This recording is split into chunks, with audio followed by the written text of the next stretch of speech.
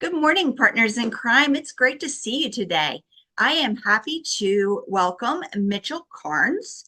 He is a husband, the father of 7, grandfather of 9, and Mitchell uses his experience and insights as a minister, counselor, and educator to write and speak on challenging issues and concerns with an ever-growing audience.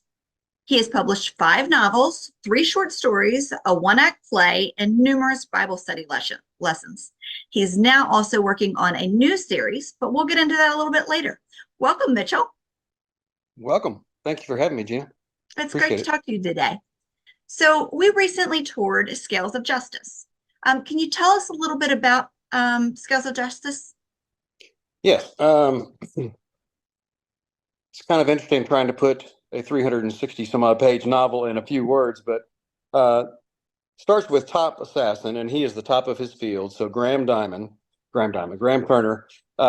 walks a delicate line as he tries to secretly solve the mystery of his parents' accidental death. And I put accidental in quotes because it wasn't an accident, but it appeared to be a car accident.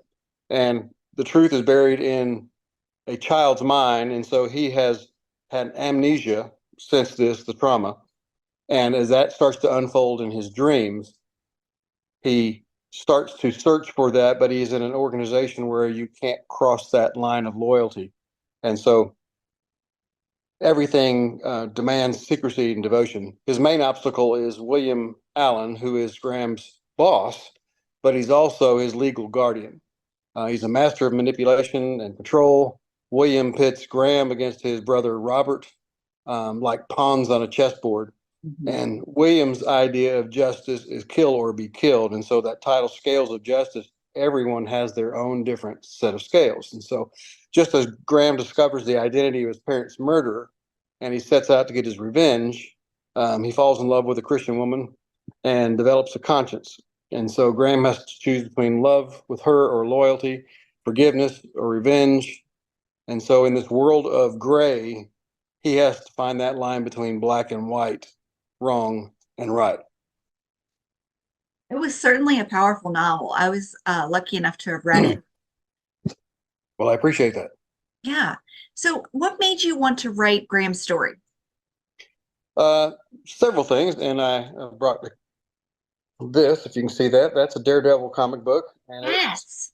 2 different parts, and so they're 10 episodes apart. But what happened in this episode is Daredevil, who is a superhero, Mhm. his girlfriend is killed by an assassin.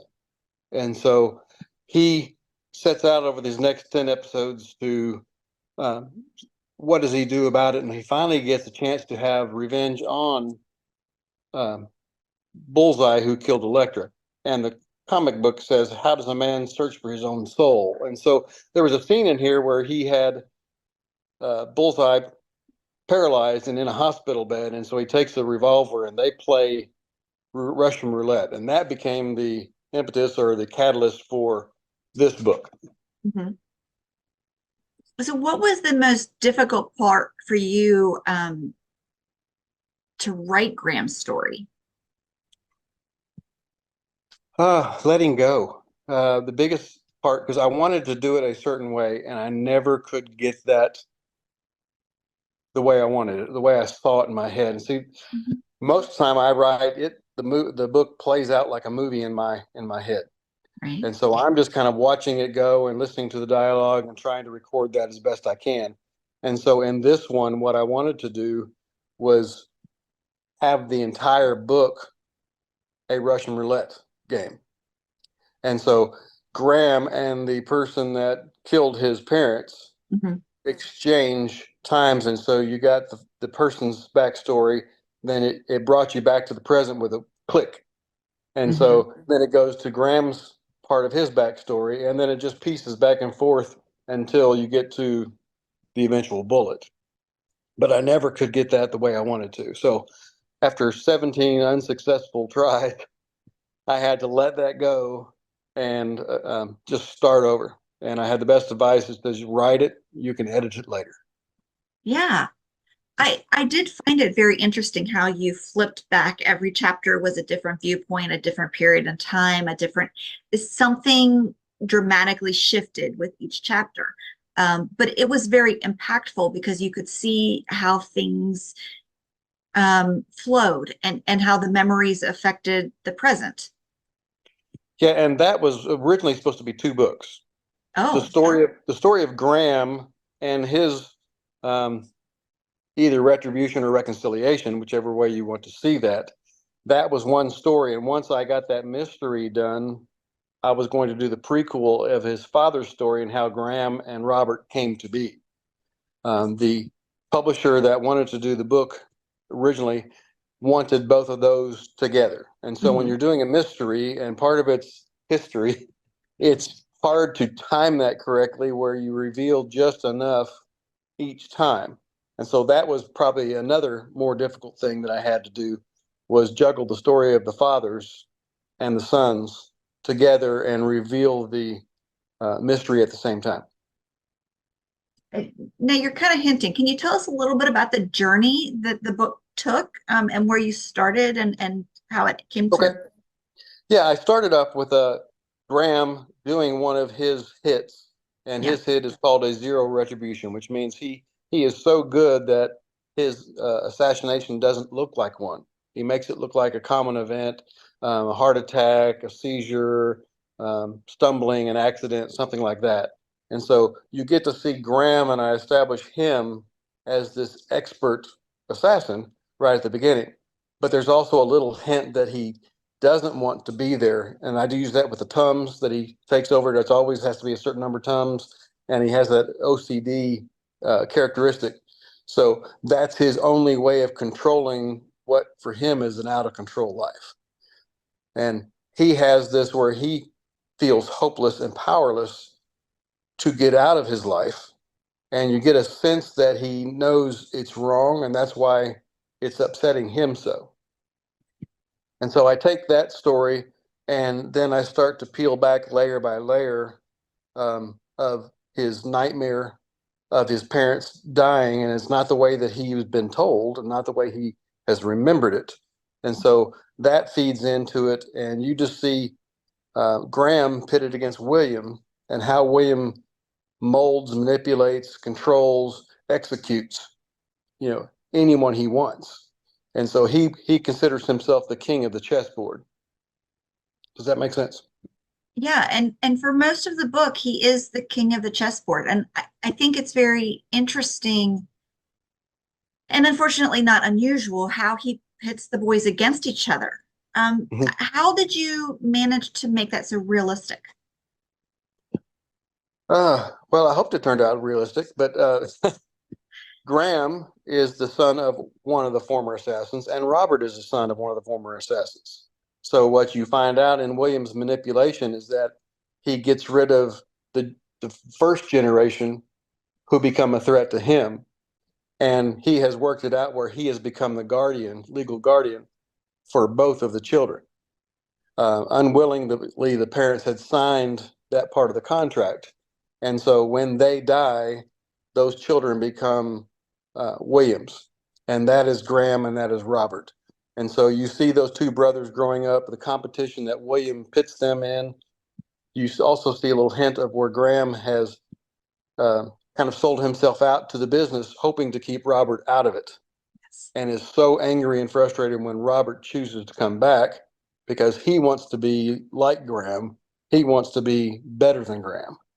And that's the two different characteristics you see is where Robert thinks this assassin business is all part of a game. And Graham realizes the weight of it. And so if you take the chess pieces, where they're pawns, if you know, a pawn goes from black to white to white to black. And so they alternate how they feel and how they're acting. The king can do that also, but I made William, who is a black king, so he will always remain black. And of course, as a Christian, I want to put that little emphasis in there is that Christ becomes the white king. Um, as Graham moves to being a knight, you know that they, you know, alternate, and so he has the ability to move in multiple directions.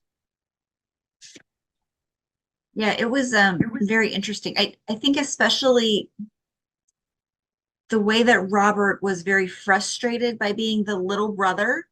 Right. And you could see all he wanted was to be better than Graham, but he really loved Graham He through did all in of a it. strange way. Yes. Yeah, I mean, they had a very strange relationship. I mean, but families have strange relationships. Right. But you grew up in a house where William won't let you get closer to each other than he wants you to be close to him. And so he's always putting something between them, Mhm. but they have that desire to help the other one be better or to be close to one another. Yeah, I loved their relationship, especially. I mean, it was difficult, but you could see that underneath all of it, they were brothers. You're right.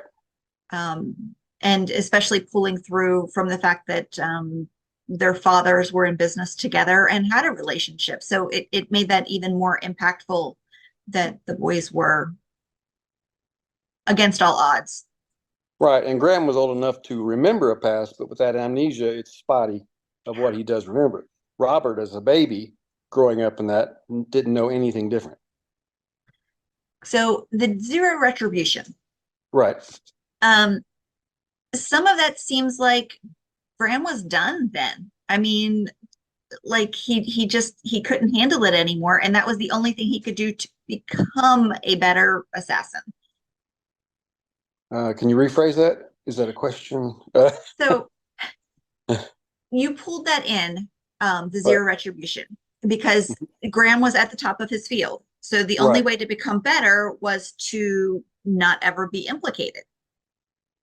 So how is it that you found out about zero retribution and the ways that that could be done? Oh, I kind of made that up on my own. But my son has deathly food allergies. Mhm. And so seeing that play out and how quickly that could kill him, Yeah. that kind of gave me the idea. And of course, my mom made me promise that I'd never killed anybody before when she read the book, because I guess it came too real for her. Mhm. But start with that, and then you start thinking of all the other ways that people die that is really not questioned. And so that's where I started playing with Graham. And of course, you know, at the end of the book where um, Graham needs to feel, and so he gives that up to start doing it a different way. He becomes so disengaged until he meets that girl. And so when Ryan first comes in, she pulls him out of that cocoon, and then this version of uh, Abby becomes that love interest where he suddenly realizes there is life. Yeah. It's not just I have to go through the motions, I have to do this until my turn comes up where William gets rid of me. Uh, he has an opportunity, he has hope. And that's where his story becomes really complicated. So the message of hope and redemption is a big part of what you wrote the story about. Can you tell us a little bit about that? Well, that was the second reason. You know, I started off with a comic book, and then I kind of, as a Christian, I had that question: is anybody too far for God to reach? And so I took a person who would be at the darkest point, and who has taken multiple lives, who is engaged in that business, and could God reach that far and touch that life? And of course, my belief is that yes, He can. Right. And so um, part of his redemption story is it has to get worse for him before it gets better. He's going through the motions. He's numbed himself over. He doesn't feel, but of course, you get those hints that he does with the tums that I kind of play in there. But it's just a job that he does. And so when you start engaging that, where he starts looking at people and not as the assignment, he starts to have to deal with it in an emotional and a personal and a real human way. And then I throw in the first woman that kind of piques his interest and pulls him out into something that is not just the job, you know, into an entertainment. You throw in her brother, who is got this weird feeling. Scott has that weird feeling about Graham. Something's wrong with this guy. And you get a little bit of the cocky nature that's in there with Graham as he plays against him. He kind of likes that challenge. And then I throw Abby in there when he's starting to feel and he doesn't know how to turn that off. And so the heart that develops, the heart that reveals itself, is vulnerable. And that's where I play in her faith to him, where he realizes that's possible. And of course, that doesn't even play out to the very, very, very end. It was interesting to me how even the act of lying to people, all people, became very difficult for him, where that was all he did Right. previous to the beginning of the book. Yeah. Once you develop a conscience, it's difficult. Uh, my brother used to joke. He said, the only bad thing about being a Christian is I have to feel guilty for what I do. And he did that in jest. But when you have that conscience, you think about people. And of course, I was a counselor for a while, and as a pastor, there are people who have that personality disorder, a psychopath or sociopath, who do not have empathy. And so that's kind of where Graham is. But you see that he does have it. He's just put on that wall. And tried to shove his emotions down. But when he starts feeling them, everything changes. The way he can't lie and feel good about it or not feel anything about it, the way he reacts, the way he does his job, who he interacts with. And this is where his relationship with Victor starts really unfolding everything else. So there were a couple kind of graphic scenes in the book. Um, Obviously, that's not something you've experienced. But as a Christian and as someone who, how hard was that for you to write and share? Um, Went through a lot with that. I had a lot of, I wouldn't say a lot, several of my Christian friends that told me if I were a Christian writer, then I'd be writing things like Sunday school lessons and that I wouldn't be writing something that's dark. And so part of my niche that I try to reach are those people that have been disenchanted, disenfranchised from the church because of something that happened. Someone did something to them to make them um, either fear or dislike or even hate the church and therefore hate God. And those other people who are wanting something different but don't trust the structure organization of the church. And Mhm. so I tried to write this for that person who's that in between. But what I ended up being, and the hardest part by getting published, was I was too Christian for the secular world and I was too secular for the Christian world. Yeah, I can imagine. And even looking at your book, I think on Amazon, Christian fiction is not mentioned.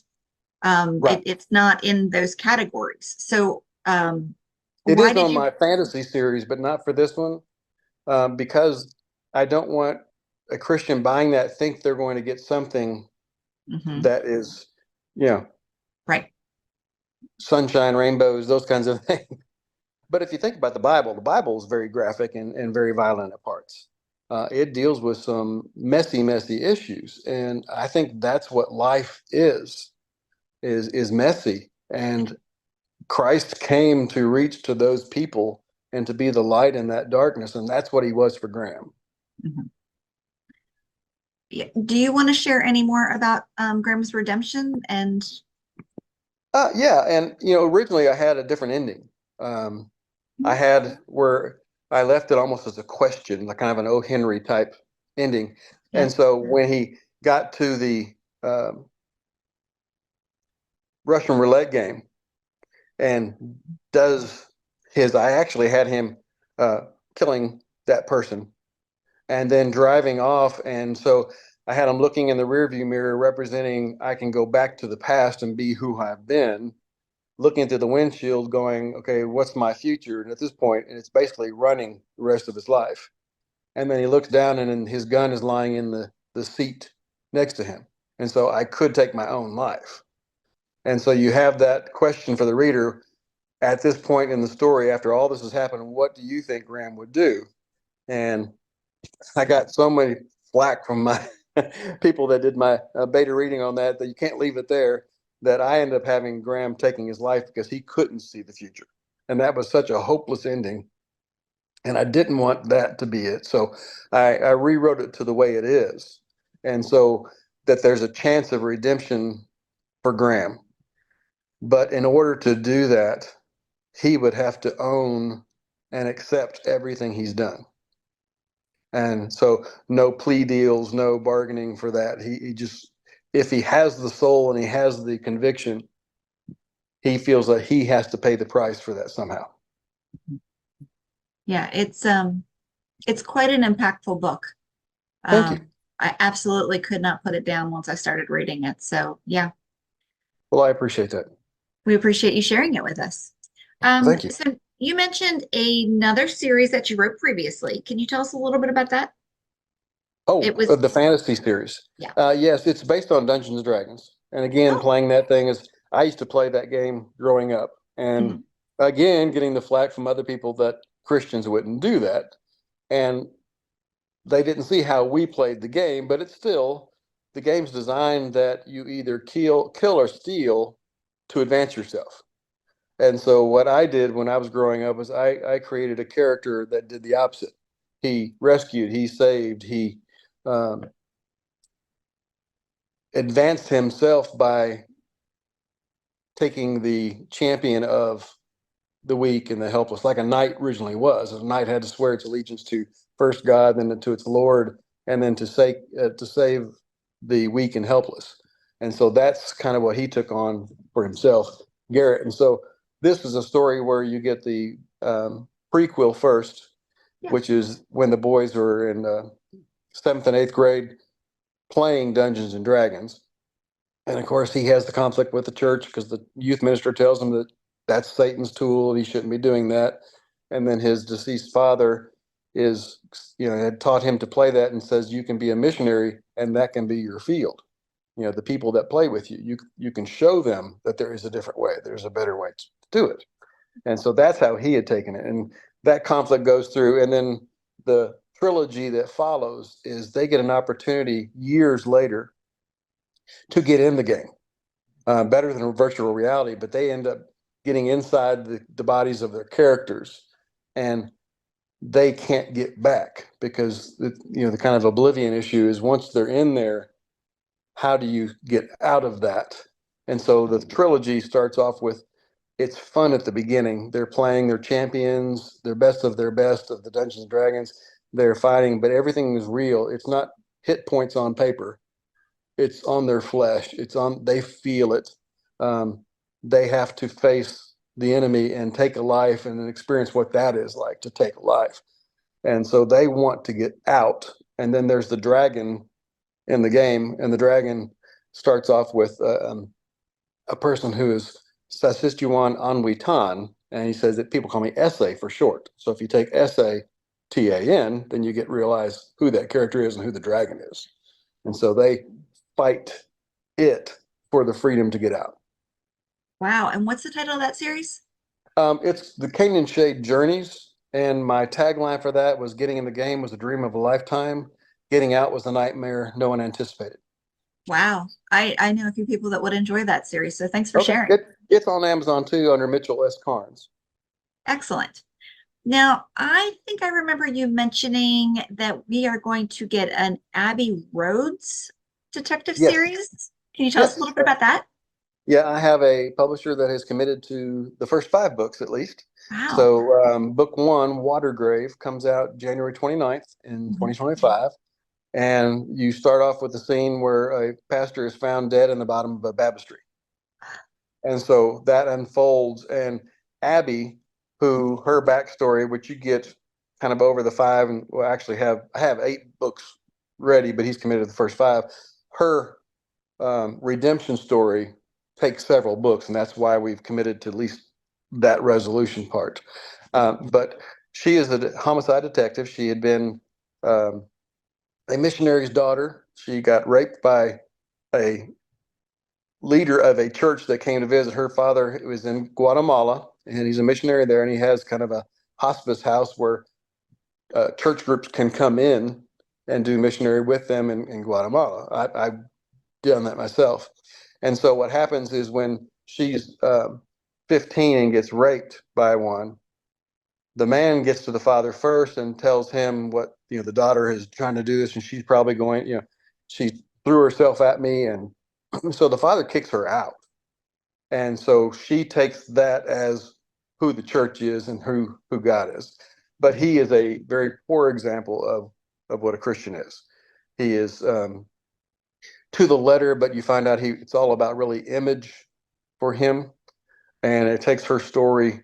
And so Watergrave, when she has to go into a church for the first time since then and investigate the murder, she comes with a very tainted, sour attitude towards these church people. And what you find out as she investigates is that the pastor was such a good man who really lived Christ. And then she gets to that point where she can't figure out why someone would take his life. And at the end of the story, she becomes friends with his widow.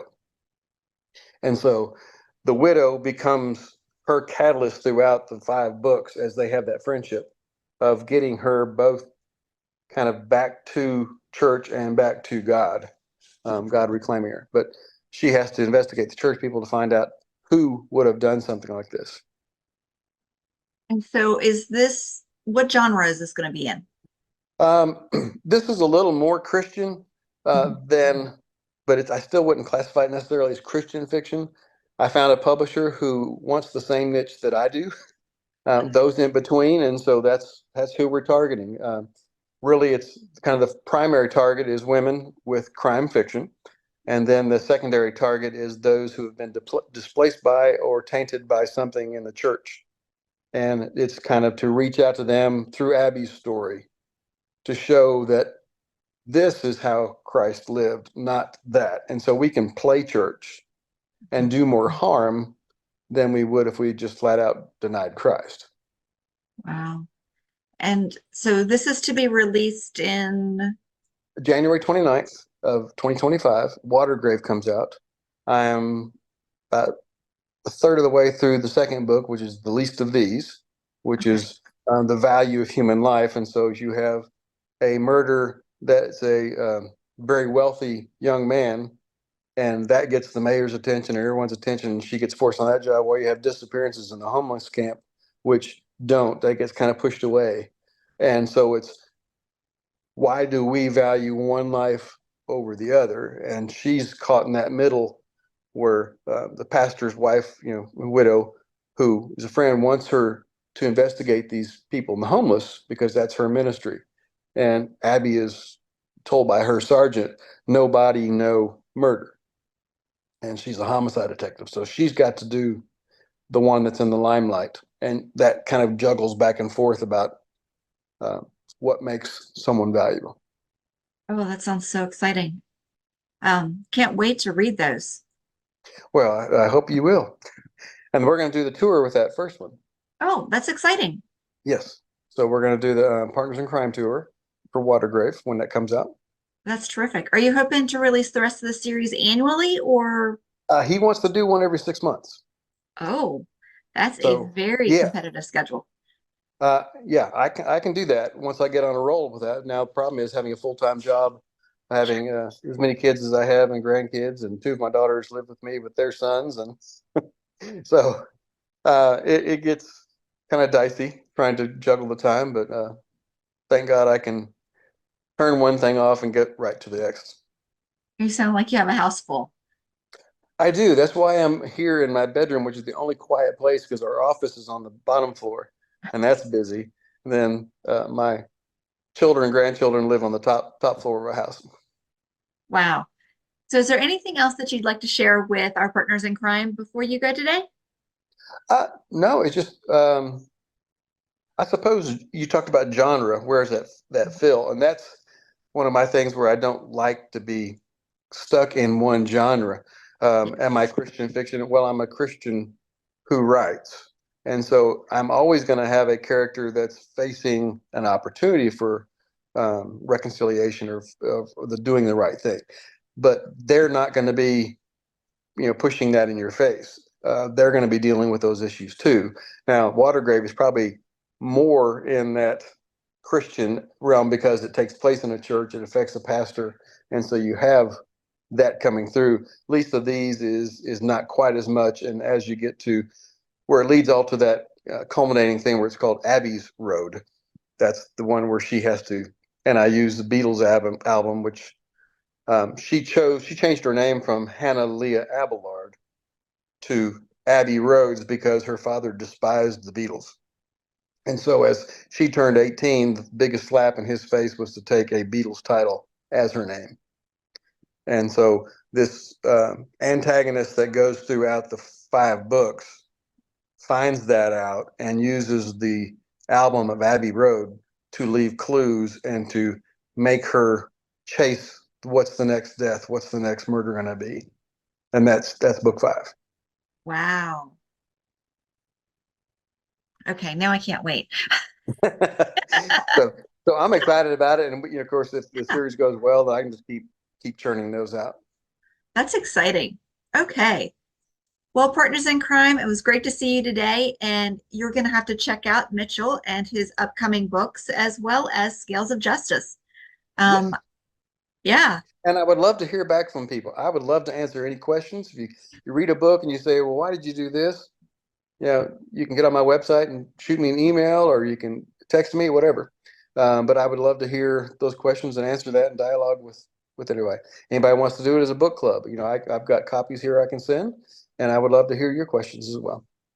that's terrific. I will put all of your links in the show notes so everybody can get them and connect with you right away. Well, thank you, Gina. Thanks for joining us today. All right, thanks for the opportunity.